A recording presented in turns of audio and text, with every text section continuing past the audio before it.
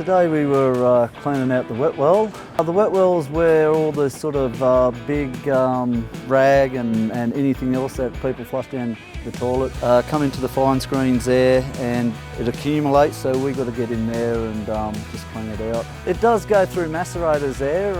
We get a hell of a lot of rag and that coming through, but not all of it goes through, and that's why we have to get in.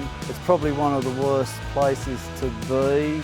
It really does smell in there. The first time you go in there, it's quite a bit of a shock to the system, but you do get used to it after you've been in there a couple of times. You've got water dripping on you, or raw sewage dripping on you from the top. You're hitting your head sometimes on the concrete and steel pipes that are in there. There's always a lot of frogs in there.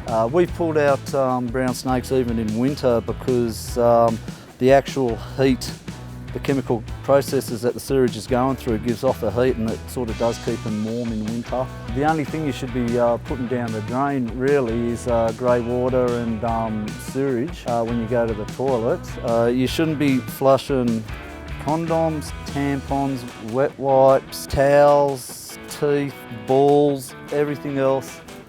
It should only be sewage going down. Definitely don't put wet wipes down there. All our machinery's got to work a lot harder and it clogs up a lot more when you do that.